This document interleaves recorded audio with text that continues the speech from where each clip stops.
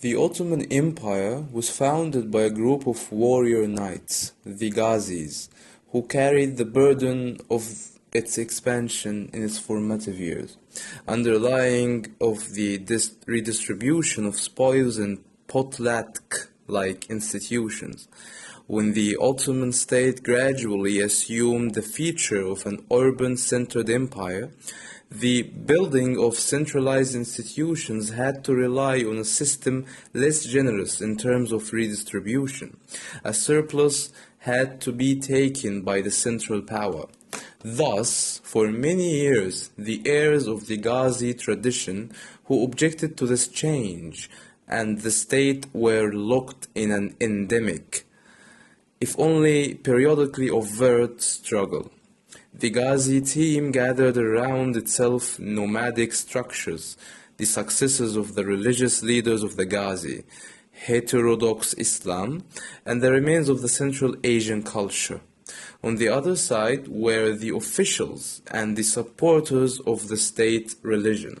With time, a compromise was achieved between these popular and elite structures, and an amalgamation of the two took place.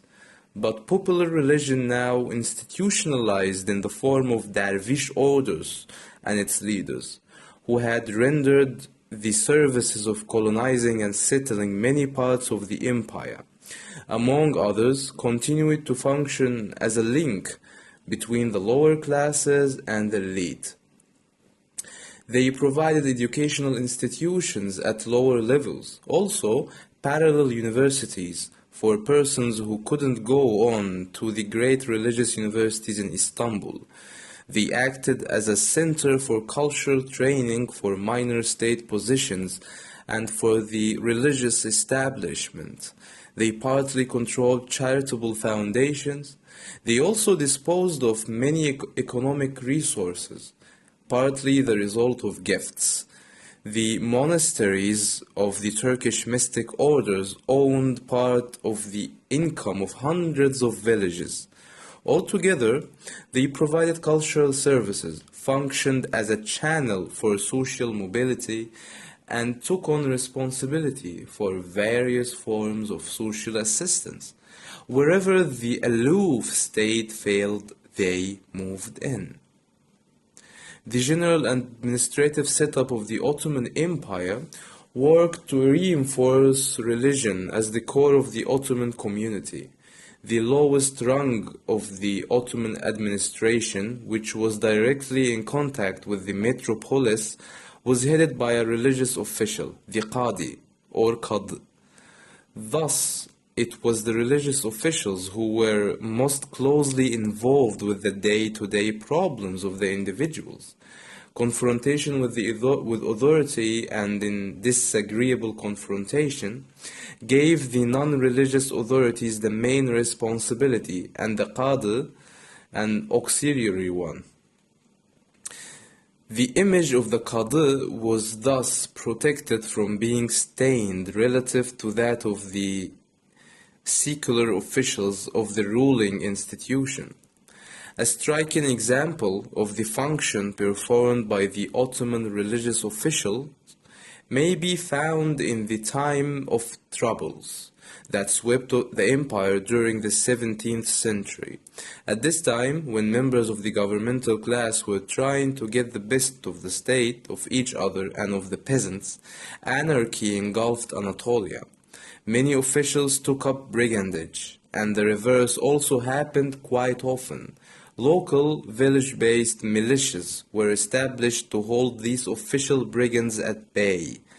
These organizations were founded and led by Qadis.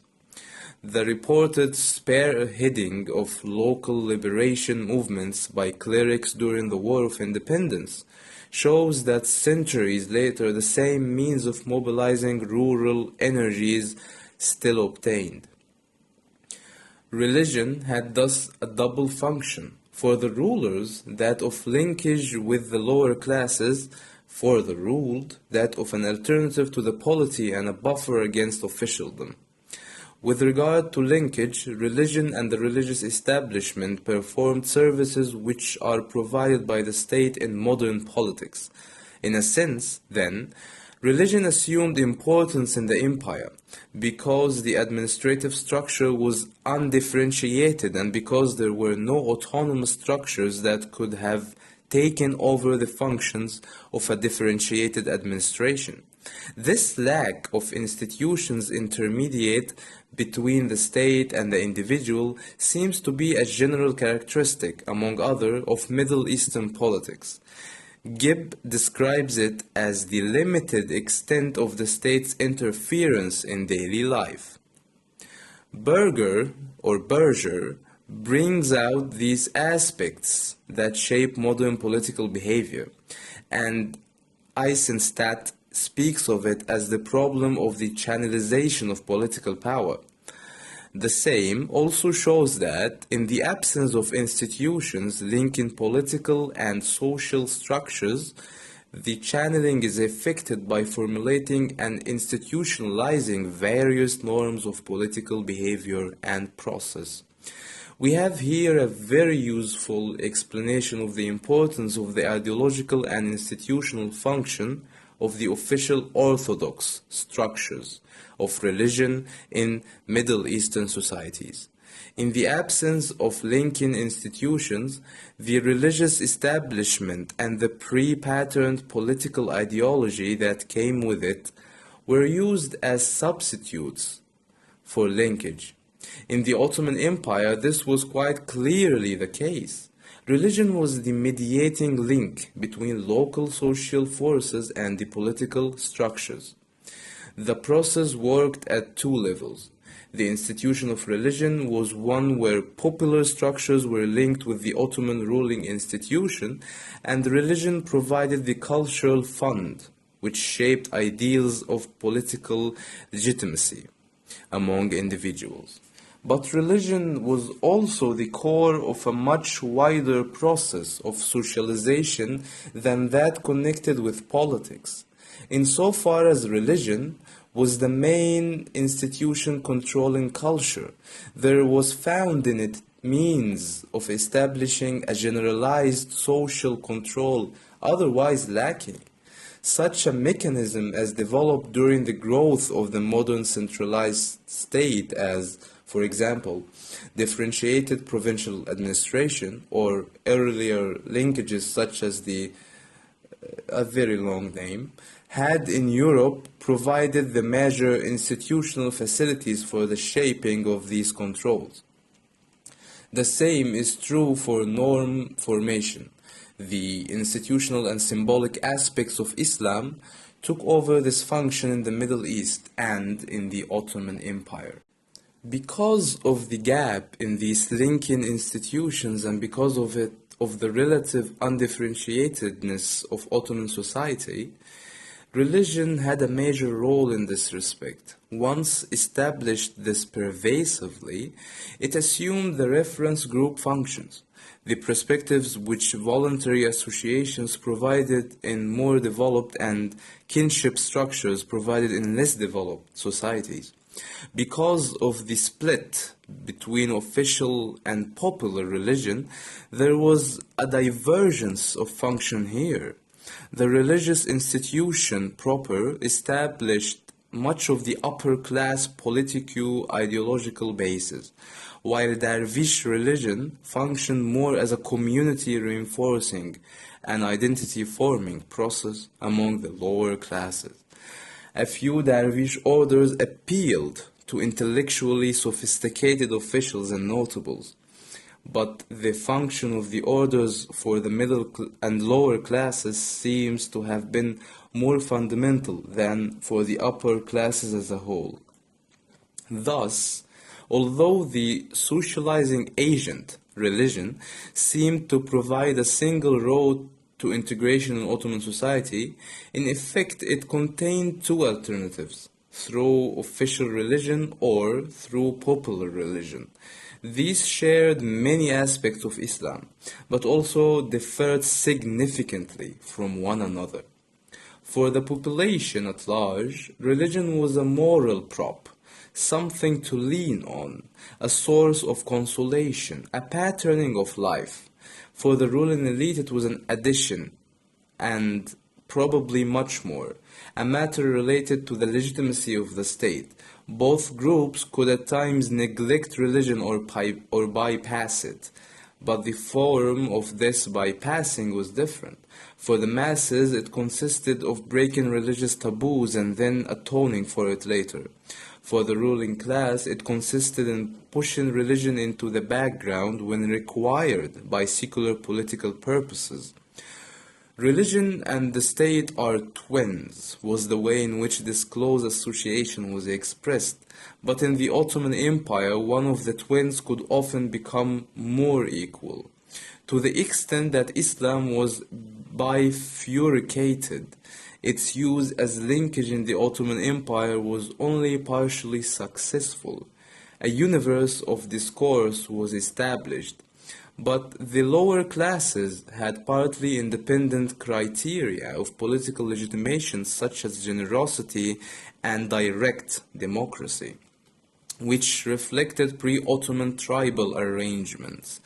The dual institution which performed such central functions for Ottoman society did not have to bear the destructive impact of a reformation movement. Neither did the new group formation, the communities and the institutions of capitalism deal it a blow similar to that encountered in the West.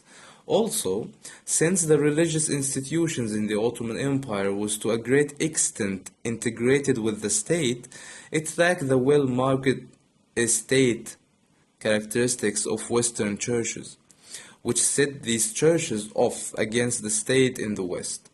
Finally, an important aspect of religion in the Ottoman Empire was that many of the most solid burghers in the empire, owners of vineyards or even of farms and estates, were also persons who filled religious offices.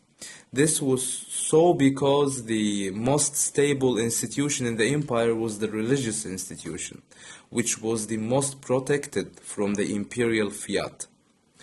The young revolutionaries of the 1900s were faced with religion under all of these headings, as a strongly anchored basis of a community, as a philosophy and worldview which seemed to perform more substantive function than ideas usually did, as one of the social and economic bases of power in the provinces, and as a state institution and ideology.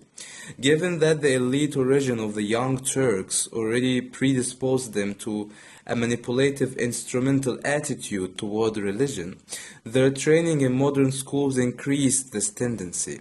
Since the religious establishment of the time had lost all semblance of sophistication, greasy preachers mouthing incoherent arguments was all they saw in it.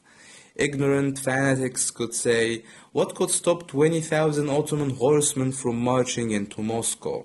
Indeed, answered a young Turkish officer, already in the 1830s, what could if they had their passports visaed by the Russian embassy? The personal rule of the Tanzimat upper bureaucracy had clashed with the requisites of bureaucratic rationality. These requisites clashed even more with the religious values of the masses, but the radical wing of the bureaucracy was adamant in its pursuit of the kind of tight organization that would stop Ottoman decay. Where it could afford it, it had no intention to compromise with the traditional structures. The Salah type of intermediary bureaucracy was not its ideal. As a conscious but often camouflaged ideology, secularism was already in action at the time of the Young Turks. It was only brought to its logical end by the founding fathers of the Turkish Republic. Both the Young Turks and the founders of the Republic confronted an additional aspect of religion which, in their view, undermined the power of the state. This was the alliance of the local religious interest with non-religious notables. The religious and non-religious notables together made up local power in the Ottoman provincial cities during the 20th century. Both the Young Turks and Mustafa Kemal Pasha were obliged to use them, but did this somewhat reluctantly, by controlling elections to parliament through a laicized People's Party. Ataturk was able to divest the religious notables of one of their power bases. He eliminated their uncontrolled candidacy to political office.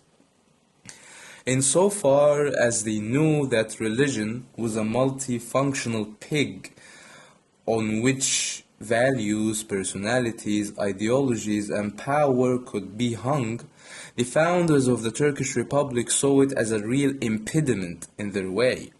Distrust added to disgust was their attitude toward institutional Islam.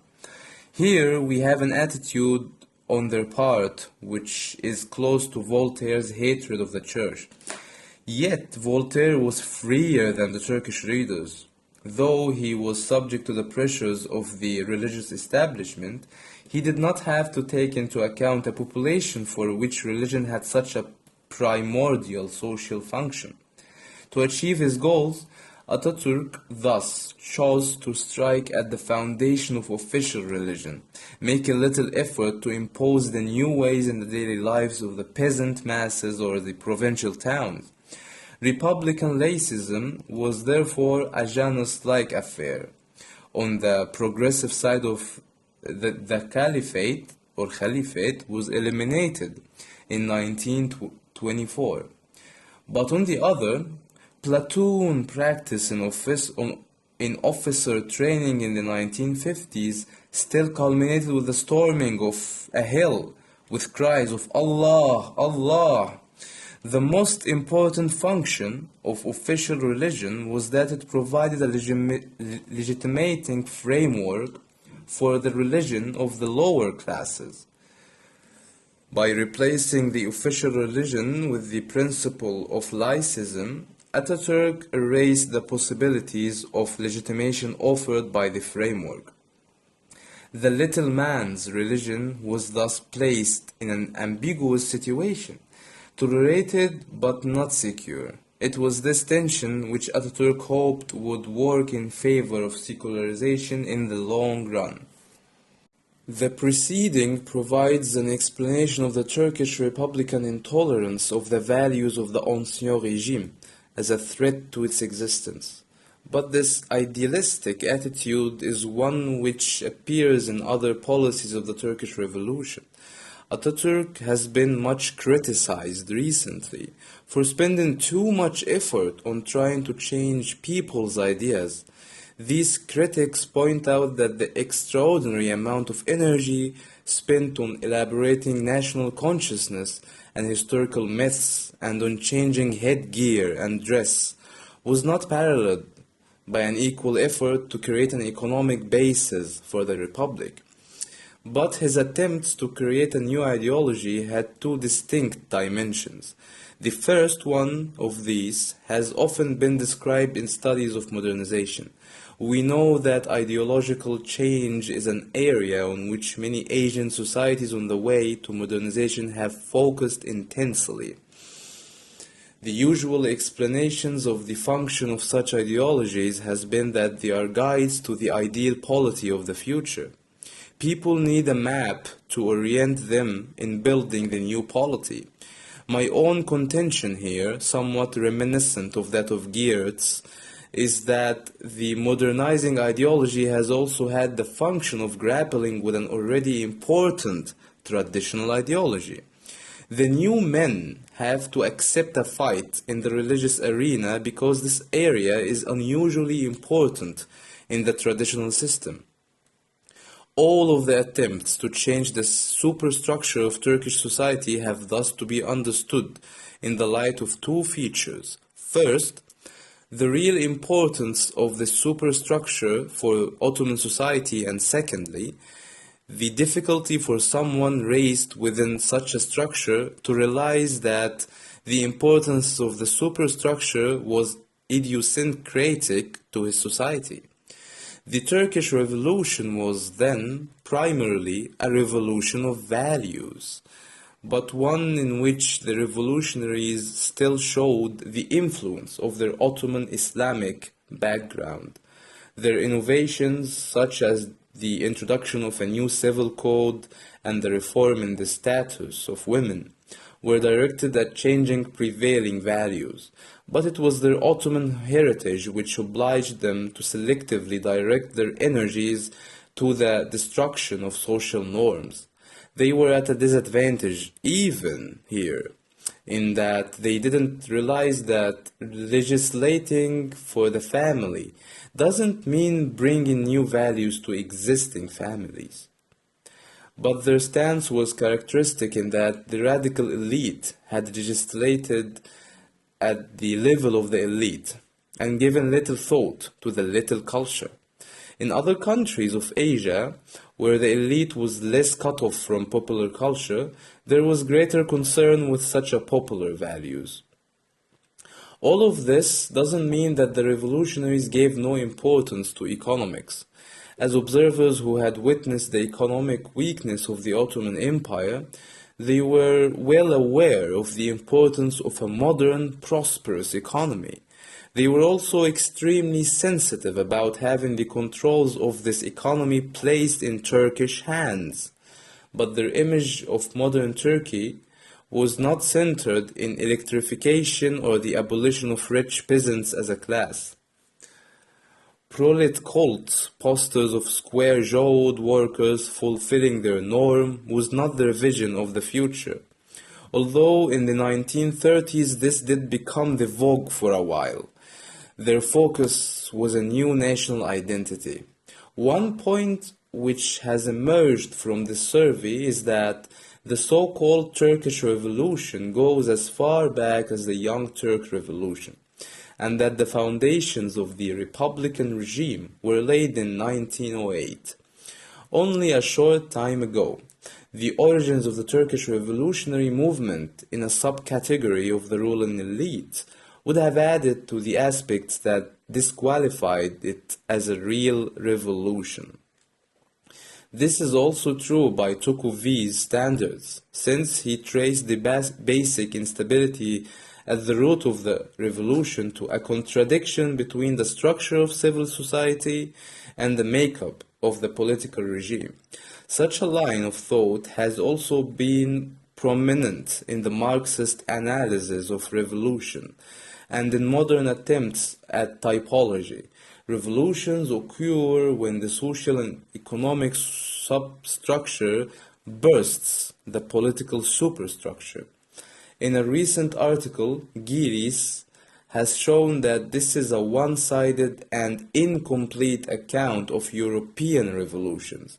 Part of the preparation for revolution is that numerous elements in the bureaucracy and the army, parts of the existing ruling group, become alienated. Gillis goes on to illustrate this for 1789, that is the French Revolution, and 1848, that is the collective European revolutions. To the extent that it fits this model of revolution, the Turkish Revolution is thus belatedly being partly vindicated as having some aspects of a real revolution. But what's most interesting about Gillis's approach is that he uncovers how closely linked with the concept of civil society our understanding of revolution has been. Marx, insofar as he used the concept of civil society as an antithesis to the state, falls in the same category of categorizers. Both Tocqueville and Marx gave explanations of revolution that depended on the presence of an autonomous civil society. This was not the case in the Ottoman Empire. By and large, the Turkish Revolution has some idiosyncratic features which make it difficult to study against the background of the American Revolution, the Russian Revolution, or even the Mexican Revolution. If there is something called an Indonesian Revolution, the pattern is closer, although, again, difficult to compare. What this suggests is that up to the present, our discussions of revolutions have taken place within the framework of what may be called the Western type of polity and its system. What I mean by this are the characteristics of modernization which eventually derive from Western feudalism, state structures, later the growth of municipal autonomy, the rise of the bourgeoisie, and the related political mechanisms. Our use of revolution seems to be much colored by these systematic characteristics, some of which came into being after the Turkish Revolution in Turkey. One characteristic, however, relates the Turkish Revolution to other similar movements of the beginning of the 20th century. The Turkish Revolution was one of the many echoes of a global upheaval. It was a Turkish answer to the great turmoil that marked the end of the 19th century. In these developments, technological innovation, mass social unrest, economic fluctuations with worldwide repercussions, imperialism, and new ideas concerning nationhood occupied a prominent place. The reaction to these global convulsions in Turkey, however, was specifically Turkish. Siyasal Bilgiler Fakültesi, Ankara University, Ankara, Turkey.